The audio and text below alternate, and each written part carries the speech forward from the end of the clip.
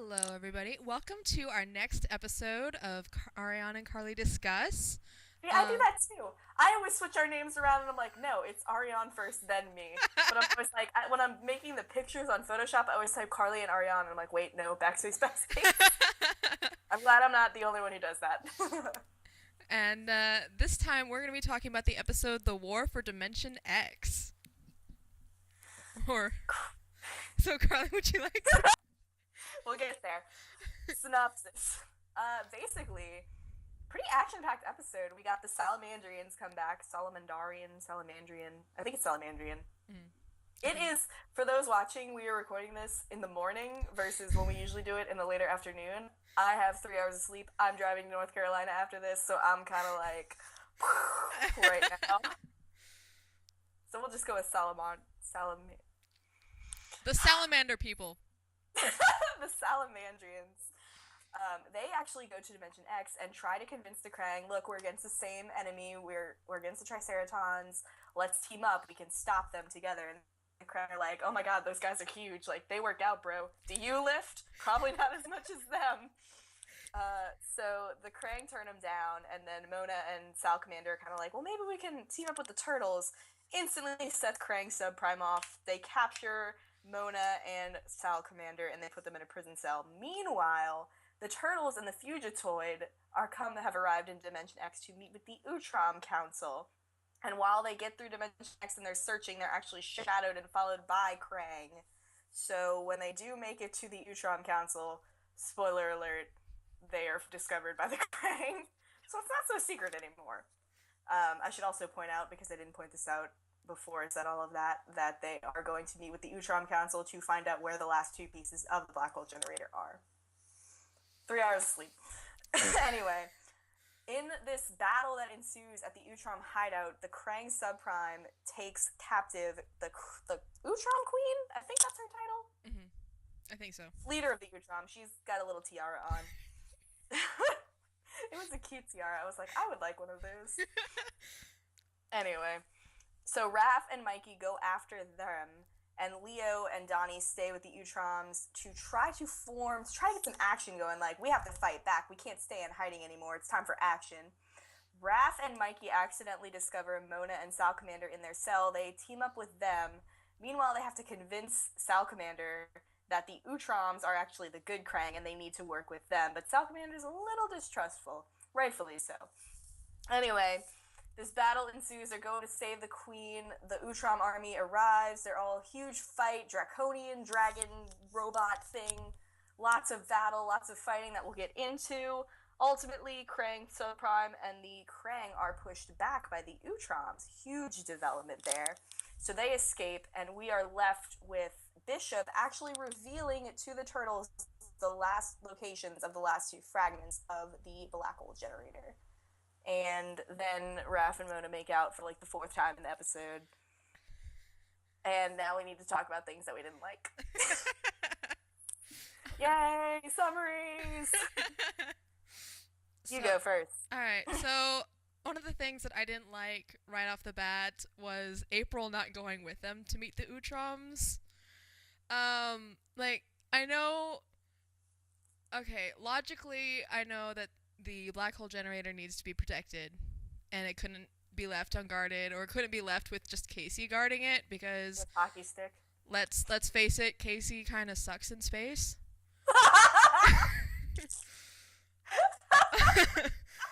um, but you know, April's powers are directly tied to the Krang, and the Utrom are good Krang, so why not bring her along so that she could learn more about them? I was like, why? Why did you, I just hope eventually sometime this is remediated, because I'm upset. I'm upset about this.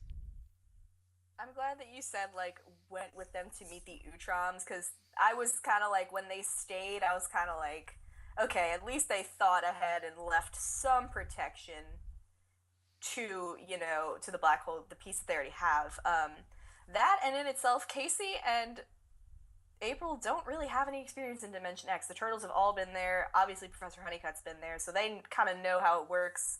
Because obviously, Dimension X is like, oh, physics, lol, what are those? But yeah, I agree with you. I really kind of wanted to see her meet the Utroms, and maybe they could be like, you have great power, and we want to help you channel it. Because I don't want to buy into this idea that Professor Honeycutt, who is not an Utrom and who or a Krang and who does not have these psychic abilities, is like the one who helped her master her powers. You know what I mean? Mhm. I want to see her work with like Bishop or with the Krang Queen, or I personally I would love to see her work with the Irma in the Utrom Council. That would be awesome. I think that'd be great, but denied.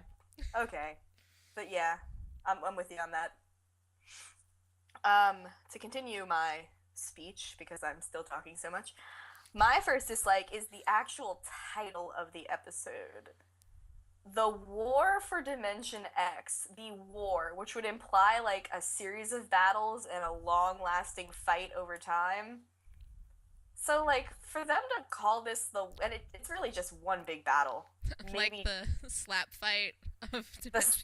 the slap fight for Dimension X is what this episode should be called. I mean, like, I was really, like, this title pumped me up, and I was so excited. I thought it was going to be, like, an all out war, and, like, I thought we were actually going to end this episode, like, my vision was the Turtles and Honeycutt and the Utroms, like, failing to push back or losing the battle that they were in, and, like, Utroms were like, escape now, like, we'll we'll take care of it, but like go and here's where the pieces are and blah blah blah blah blah. You know, like that was what I envisioned, and I wanted them to leave on the promise that there is a big war because Bishop's the only Utrom on Earth that we see in that season 3 finale. So that would have been like the Utrom's lost and he's the only one left. Like that would have been cool. That would have been a great setup, but we just had the skirmish for Dimension X is what you called it instead of the war for Dimension X. Yeah. Um, Nitpicking. and one other thing that I that was kind of just aggravating was the constant delay um, of getting the locations for the black hole generator pieces. And just that cliche of just, oh, we'll tell you later. Well, we'll tell you later, and then although I will appreciate that Honeycutt was like, oh, that's just how it always goes, isn't it? It's like, Yeah. thank you, thank you for pointing that out. How cliche that was, because that was pretty funny. That made me happy. Definitely. Um, Leo's moment at the very end when Raph and Mona kissed was like, I mean, I understand with Karai being a mutant, like a half mutant, but like an alien and a turtle, and like I just sat there and I was like, first of all, homeboy, cause you my fave, so you my homeboy, but let me lay down the law here. Slap some knowledge into yourself about yo life. Like you liked Karai when she was a human, so obviously that excuse is out. And to maybe to look at the other side, he was maybe like this. Like I could have a more sensible relationship with Karai now that she is a mutant. But Raph and an alien doesn't make sense. But at the same time, it's kind of just like Leo, you're just bitter that Karai didn't really return your feelings in the beginning, and now she's like sending all them mixed signals, and no one really knows what's going on with that. But you were mad because you kind of got frenemy zoned in the beginning, and the girl that you hit on in that other space town didn't like you. So I'm just getting that jealousy vibe. But it's funny that Mikey is such a Ramona shipper. But Leo, like, sit yourself down, Lita in blue. He was shot in the heart, and love was to blame. No. No. I love Leo, but like that moment, if I was there and that was a real thing, I would have just been like, Leo, you got something on your face, and he'd be like, what? I'd be like, my fist. You ready for a knuckle sandwich for your stupidity? Seriously? Oh gosh. Oh man. No, I just sat there and stared at him, and I was like, wow. Okay. Judgmental much? What Really, is Mona not good enough for your brother? Like, It's like whatever. Anyway, um, going back to what you were saying about the battle, when I was watching it, I wasn't as drawn into it as like say some of the battles we've seen as of late. Um, like it didn't feel as intense for me. I whenever Krang Subprime said this has got to be the most pathetic sight ever, that kind of summed up how I felt when I was watching it. And I was like, as much as I miss the Krang, just out of like, oh, I miss their wacky way of talking. I just miss their like squishiness, you know. I just miss them, you know. Um, they're nowhere near as threatening as the Triceratons or Shredder, and just seeing them shoot at each other and do their Krang thing, it just wasn't as much as climactic as some of the other episodes, and it kind of felt like a big step back. And I was like, what else? What else are you gonna throw at me? You know? I don't know, it just didn't feel as intense. I understand. I mean, they have since the show's beginning, like the first enemy we met in this show was the Krang. I mean, technically it was Snakeweed. Technically it was Snake. And then we met the Krang, and then we met Snakeweed. But I digress. But yeah, since the introduction of the Krang, like we saw the Krang are capable of crazy things. Like they've tried to take over the Earth more than one time. They want to terraform the entire planet. Like they are capable of so many diabolical schemes. But they have definitely raised the villain par so high, and like every new villain that they introduce has to be the baddest of the bad, and like they're just constantly impossibly setting this bar higher, and it's like the Krang are starting to seem like a joke now. And like I think their dialogue in this episode too reflects that, because like at one point when Krang is like interrogating the Utrom Queen, he's like, your tiara is stupid and not awesome, and the Krang are awesome. And I'm like, really? That's the dialogue you're going with? Or those are your great evil lines? Like, this is basically one of the last resistances to what you're doing, and that's how you're gonna treat this enemy? Like, your tiara is dumb. My eye patch is so much cooler, and I'm Gilbert Godfrey. And, you know, I agree with you. Like, the Krang, I was so excited when the Krang came back and we were going to Dimension X, and it's kind of just like, they've just fallen so low. And it kind of makes me wonder, like, is this going to be the end of the Krang? Like, is this the last season where we finally, like, get rid of that race and, like, everything goes back to the Utroms? Like, who knows? We'll see. Oh my god. Let's talk about the OMG moments. My OMG moment, just because I laughed at the sheer hilarity of it. But when one of the turtles in the ship is like, should we have really left April and Casey behind? And then they're like, they seem pretty mad. And we just flash cut to April reading Robo Health magazine aggressively, while Casey is channeling his anger by beating the ground with a hockey stick. No words are spoken. They just look so mad.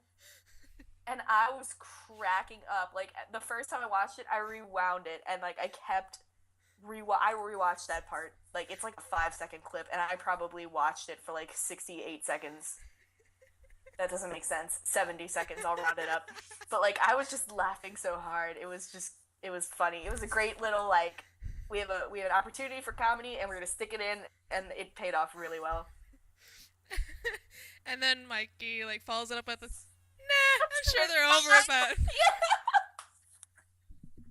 I just, like, get over seeing Casey just, like, beating the ground with no words or anything. Like, not even grunting. He's just beating the ground. Oh my god, it was great.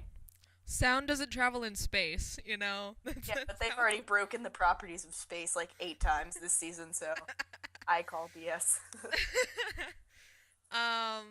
My oh my god moment was Raph and Mona PDAing every chance they got throughout the episode. Like, I swear, anytime they had a moment, they were nose touching, and it was like, really, really, really, like, and then the heart eyes, and I was like,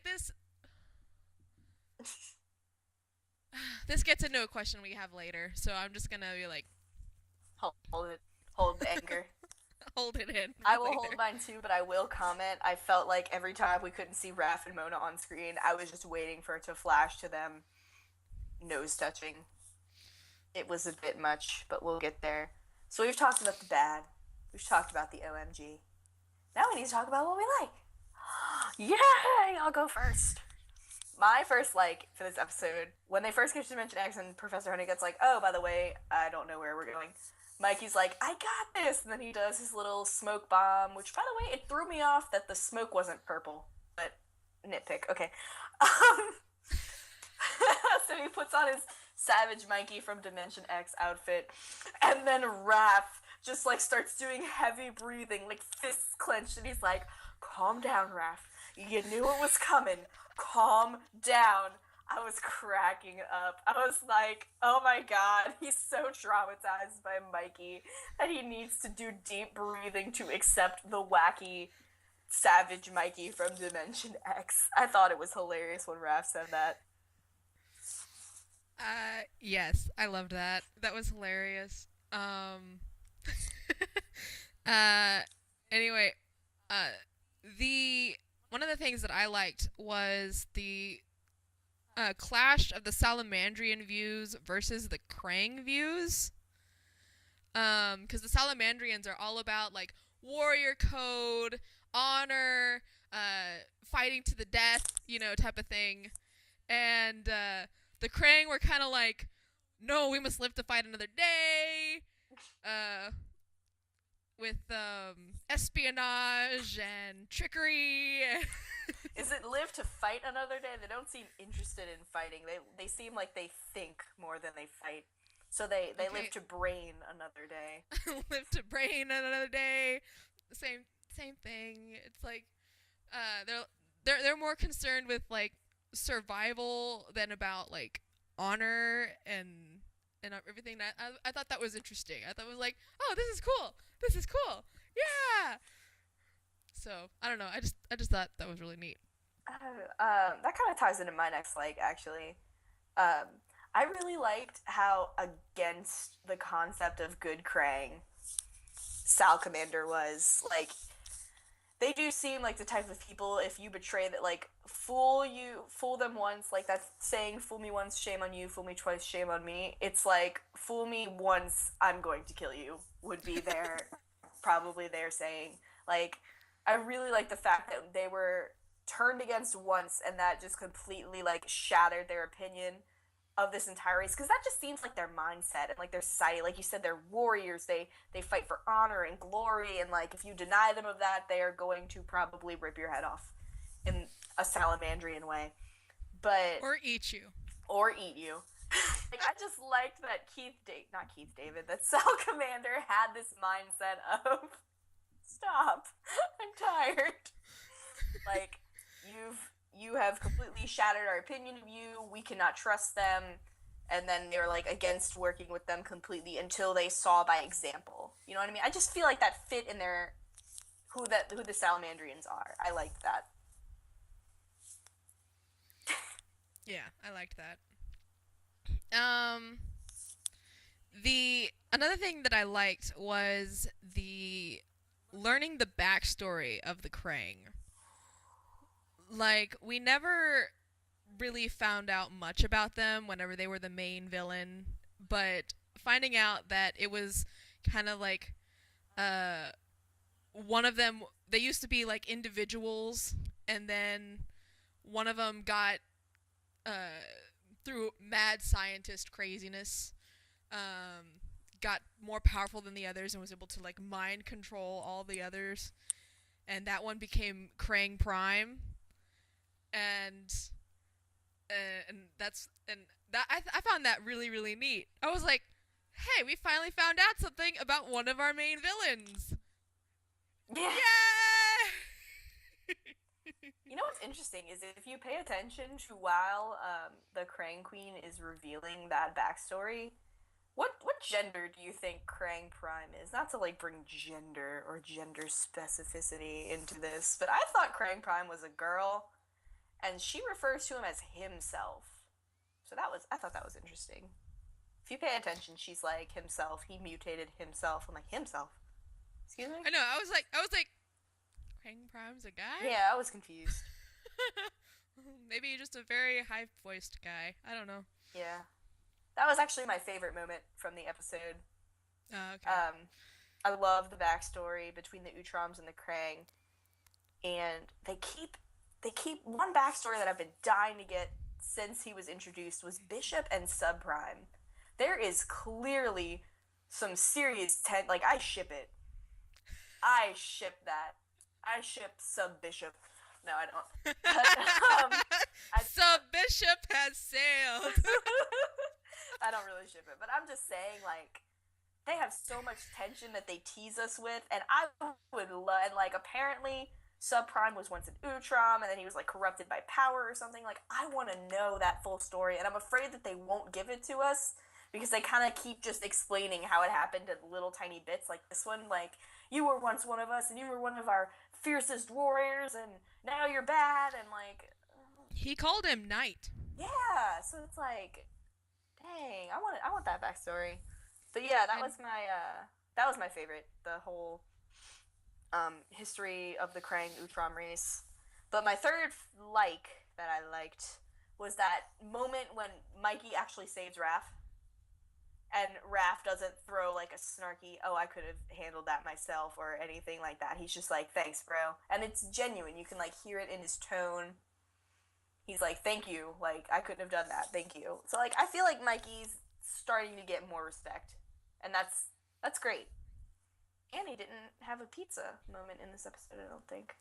Which makes like the second one that I've seen that he didn't have one. Victory. Total victory. Small things that matter. Things Small that things. matter.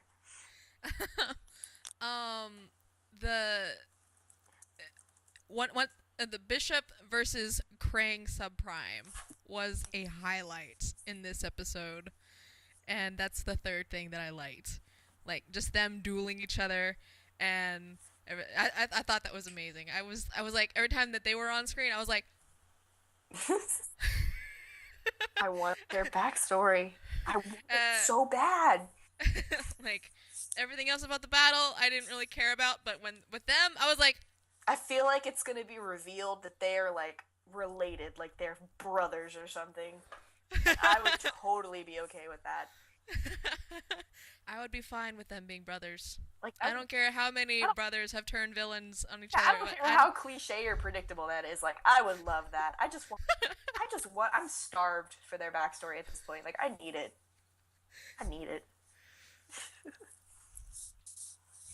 What's your favorite moment from the episode? My favorite moment is more of a favorite thing, and that is Savage Mikey. Yeah. I love Savage Mikey. Oh my gosh. The moment that he was like, he pulled out that smoke bomb, I was like, yes! It's coming! Roll out the Krang carpet. Here he comes. and then he was just like, oh yeah, I know exactly how to find it. I was like, I don't care how you know, Mikey, but just go do it, go do the thing, go do all the things. And then he was calling out Raph, and I was like, this is so backwards from how it should be, but you do it, Mikey. You be the responsible one. I was like, oh my gosh. Oh, Savage Mikey just was the best thing in this episode. Be still my heart when Savage Mikey appears. I get pretty excited when he comes. He's great. And it's like totally the same Mikey, so I don't know why we're referring to him as if he's a completely different person. But I mean, I love it when that persona of Mikey comes out. It's great. Alright, so we have a couple questions this week. my amigo Sean. By the way, thank you, Sean, for giving me the notes that I didn't finish typing in class because I was looking up turtle stuff. I'm a good student. Sean, thank you for your question. He would like to know what we think of Raph and Mona. Would you like to go first? Okay. All right. You know it's gonna be good when it starts with okay. All right. Raph and Mona shippers, as I said the last time, celebrate, be happy. It's canon. However,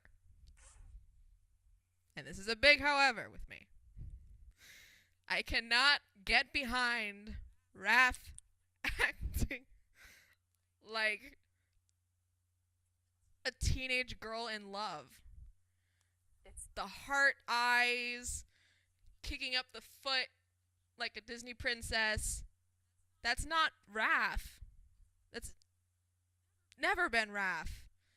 And don't you guys in the comments or send Karley messages saying, but he talks to animals. And that's the Disney princess thing. No, there's a difference. And it's not the same. It is not the same. And when Mikey is telling you to focus on the mission at hand and to stop nose touching your girlfriend because there are more important things at risk, that's bad. That's very bad. oh my god. Alright.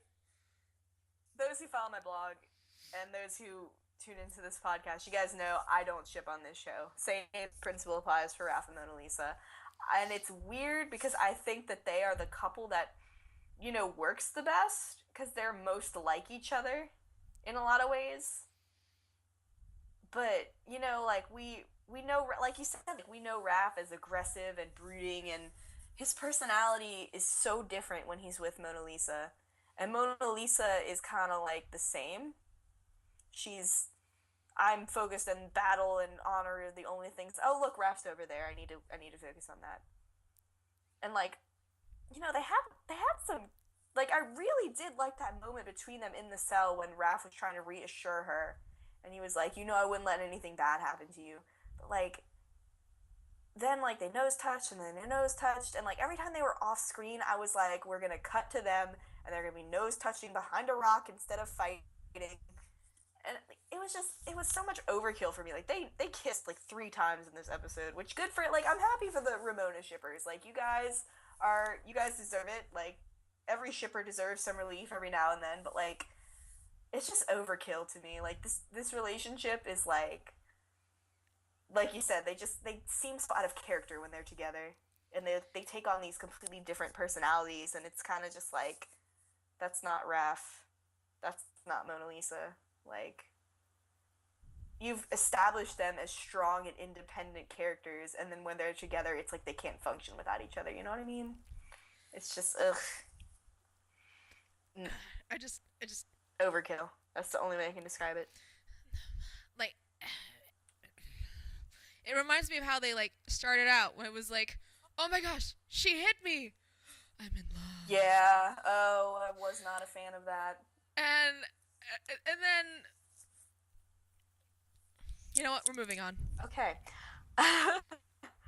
Sean, I know you're a Ramona shipper because you told me that. No, buddy. Sorry. Alright, an anonymous would like to know, you guys always pick a favorite moment from each episode. What's a second favorite moment from this episode? Smiley face. And by smiley face, I mean colon, close parentheses. It's kind of hard to pick one, actually. But if I did have to pick like one moment where I was like, yeah, that was my second favorite behind the history of the Krang and everything, it's the Bishop subprime fight. Like I said, like I'm just waiting for their backstory, and like there's so much tension and animosity between those two. So like, you know that there has to be a serious past. Like, we just need to know what has, because they were obviously very close at one point. Like, what happened that set them so far apart, other than like Krang leaving and, well, Subprime leaving the Utroms and going to the Krang. Like, I need to know. But that fight, every time they fight, it's great tension. Bishop's awesome with his Ray-Bans and his Bob Saget suit and face. That's it. That's my second favorite part. Um, I guess my second favorite thing would have to be, uh,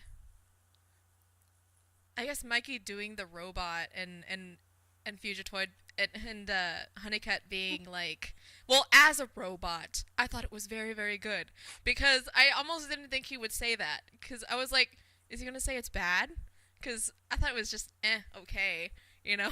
Yeah. But he was like, it was very very good, and I was like, oh, I'm pleasantly surprised.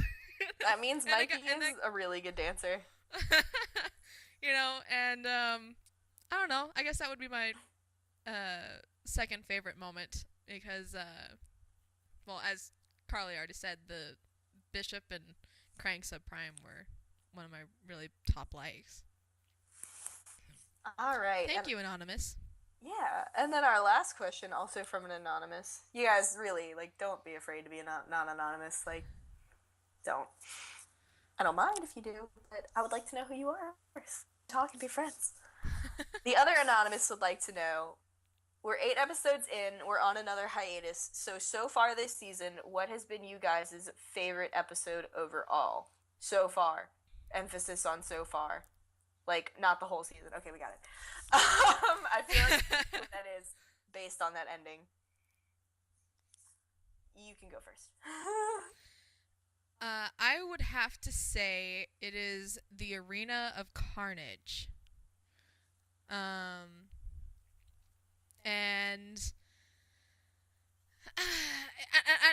I think that's because it was just the drama was there, the action was there. It had a lot of stuff that I felt this episode was lacking, and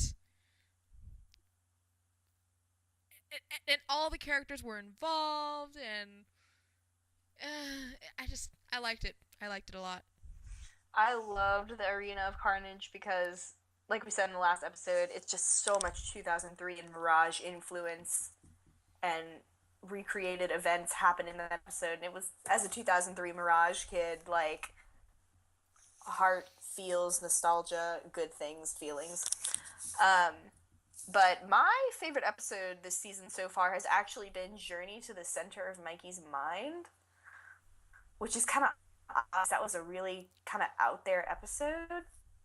But, you know, one of the things that I really just love about the 2012 series is, like, their design and the way they set up shots and, like, environments and places that the turtles go. And, like, that episode was beautiful, and, like, the effects that they use and the camera angles and, like, everything, they just did a phenomenal job. And then seeing little Mikey and how protective of little Mikey Leo was, because, again, if you guys follow my blog, you know that I am a huge bro shipper. Like, Leo and Mikey have my favorite sibling bond of all the turtles. Like, I love how protective Leo is of Mikey, and I love how much Mikey looks up to Leo and tries to be like him most of the time. So, you know, see those sweet moments when little defenseless Mikey and Leo is like, I'm gonna protect you, like, there's you, I'm gonna hold you and I'm gonna protect you and I'll be the first to hug you and the last to hug you, like, so awesome. Like, just a sweet brotherly episode, a beautiful settings design.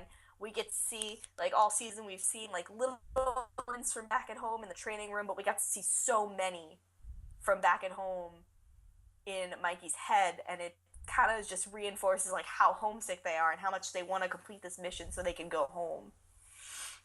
So yeah, that would be my favorite so far this season. That was another good episode. Yeah. This episode, it's kind of, I didn't hate it. I didn't love it as much as I've loved some of these episodes from season 4. It was good, but it wasn't great, I guess. And one thing that they constantly keep doing that's confusing me is they're pointing out the places on like a map where the other fragment pieces are. So it's kind of like, I mean, don't you already know where they are if you're pointing them out on this map? So it kind of made going there in the first place a little confusing for me. And what else is confusing me is like, what exactly is their plan? Like, I think that the most logical sense would be to find the piece and destroy it. But like, what do they get? You know what they're setting themselves up for is they're gonna get all the pieces in one place, and the black hole generator is gonna be back, and it's gonna seem like this high pressure moment. But it's like an easy fixed solution. Like, why would you gather all the pieces in one place anyway? Like, why wouldn't you find one and then destroy it and then move on to the next one, you know? I feel like it's more effective to destroy all the pieces rather than to gather them all up and then figure out what to do with it. Um, something that just occurred to me whenever you were talking, and I kind of wonder if that's where they're going. What if, and this is a big, big, big what if. What if the turtles end up gathering all three of the pieces, and then that's how the Triceratons get them? Mm-hmm. And so in a way, the turtles end up kind of, sort of, more or less having a hand in their own planet's destruction. Can you imagine what that would do to the, especially Leo psychologically? That would be beautiful. Why do I love my favorite ones suffer? I don't even understand. I have like this weird mentality when if Leo's in pain, I am enjoying it. And I don't know why, and it's bothering me because I'm literally just realizing this. You're like, wouldn't that be beautiful? Teardrop. I think I'm bleeding. Jesus. I mean, they did say that their plan was to destroy it, and I don't know. I guess they're gonna try throwing it into a sun. I have no Each idea. individual piece into the sun. That's too easy. Like, don't gather it all up in one spot and then be like, now we can destroy it now that we've basically assembled it for the Triceratons. Like, perfect. Like, it's predictable and it's too easy. And it's like, you know that they're going to try to hype it up as this moment. Like, oh no, they have the generator again. And it's going to be like, yeah, well, I saw this coming, like, back in season 4, episode 5. Like, don't toy with me. Show. And yeah, they've pointed out that their plan is to destroy it, but my thing is just destroy pieces one by one. Don't assemble it and then destroy it. Like, that's probably the worst thing you do. Yeah, I mean, if they were to destroy the piece they already have, then that would already put the plan into... They'll buy like at least 4 that more would months. that would already put a big damper on the Triceratons' big plan, But you know what? Logic in this universe don't really get along too much. I'm gonna give this episode a 6 out of 10, honestly. I want to give it a 7, but I have so many little nitpicks in there that I can't ignore. Like, when I was doing my lists for this episode, I had to erase so many dislikes, because I usually type out everything, and then I'll pick my top 3 and I'll erase everything else. But this one, I was like, I had 7 that I just was like, okay, how do I prioritize this? And that was after I had already weeded it down from like 24. It was kind of harder to pick likes in this episode than it was dislikes. I'm gonna give it a 6. Yeah, I'll give it a 6 too. I didn't. Raph and Mona. It's hard because I've been waiting for Mona to come back. I was very excited in it. I feel like this episode, she just disappointed me with how I was pretty okay with Raph and Mona, and I think this episode kind of took my okay and took it to a oh heck no. If they, uh, she if comes back. if this is how every single episode with Raph and Mona is gonna be, I don't ever want to see Mona ever again. Yeah. Like she's so great on her own and she totally kicks butt and like I just feel like they instill a dependency in each other and I can't handle it. And if we keep talking about it, I'm just going to keep dissecting this episode and talking about negatives that I found. All right, up next. The next episode, we are on hiatus for a little while. The next episode that we're going into, though, is going to be Cosmic Ocean. The turtles are going to venture through an ocean part of space to get to the next piece of the black hole generator. I'm for the next few episodes of the season, I'm really kind of hoping that for two main things. One, I hope that we see a little bit more of Lord Dreg because like they've established him as like this enemy who is after them. He's like sending assassins after them, like, and he's got connections and trying to take them all out, and he's just like kind of sitting in the sidelines. Like, don't tell me that you have this awesome villain who's just gonna sit it out, you know? Don't do that. And number two, I hope we get less fillers. I know there'll still be fillers because we have a lot of space to explore and a lot of time to get these pieces. But I want we have the next pieces and you know we know where they are specifically now, so I feel like there needs to be an urgency that only appears in some episodes versus others. I'm ready to get on with the season. I'm ready to get home. I'm ready to go back to Earth. I'm ready to find Karai now that she spit out her brain worm, and I miss Earth. um, well, you know, it's funny that you mentioned Lord Dreg and one of the assassins because one of Shark. them and the next episode takes place in an ocean. Where do sharks?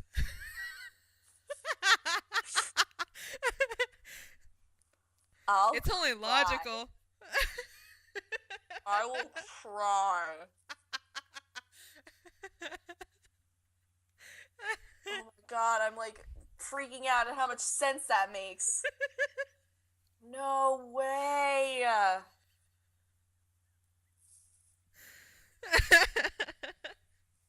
And if you don't know what we're talking about, go back and watch our podcast on the Outlaw Armagon and really learn my feelings about Armagon being a shark in space that rides around in a shark. Oh He's my very proud of his true form.